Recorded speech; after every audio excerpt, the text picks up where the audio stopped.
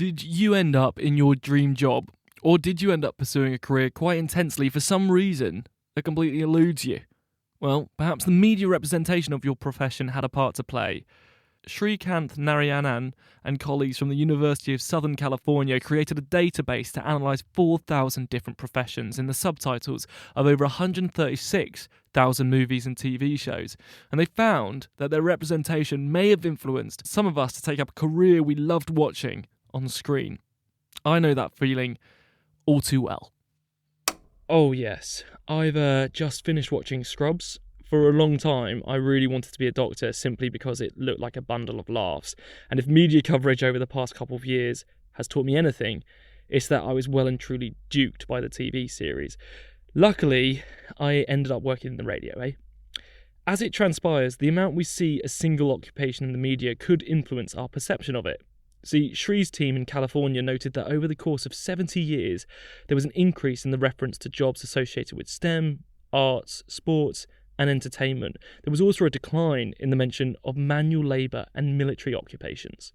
Not only were we interested in how much of these professions are mentioned, but also we were interested in understanding, in what light and what was the sentiment expressed toward them, whether it's positive or negative, and how do these trends change with respect to time. Over the years, the perception of astronauts, detectives, therapists, musicians, and singers have become more positive. On the other hand, sentiments expressed towards lawyers, the police force, and doctors have become more negative. Our terminology also seems to have changed. We found that terms that were more gender neutral, like massage therapists or flight attendants, became more popular than their gendered counterpart, right? Like masseuse or stewardess type terms.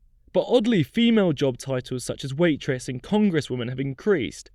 The real kicker here, though, is that the sentiment expressed towards any of these occupations also correlate with an uptake or downswing in real-world employment. There's been studies that have looked at so-called Scully effect. Scully was this character in the show X-Files, and that was a hugely popular show with a positive sort of emphasis on science and and investigation and so on. And it was mentioned in that study that inspired lots more girls to consider STEM as a field of study, basic science, technology, and engineering, math kind of fields.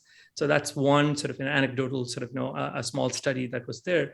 But things like this should be sort of scaled up and done in a more systematic way than sort of retrospective, observational like we are doing right now.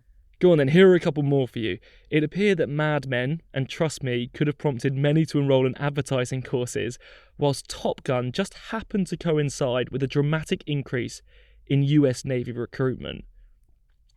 Son, your ego is writing checks your body can't cash. That's not very impressive, was it? All of this was achieved using an AI algorithm to quickly speed through the subtitles and identify common trends.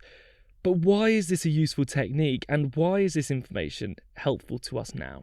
These tools also can help decision makers, people who are creating these stories. For example, whether it is, putting together a new TV show or a movie, but also things like news and, producing documentaries and so on.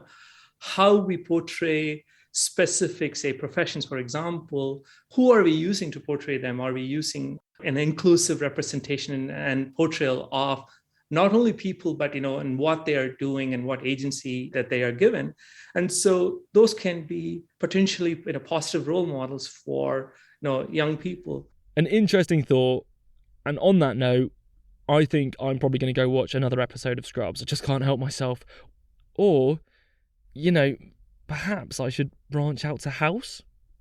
Sri Narayanan from the University of Southern California, and his research was published in PLOS.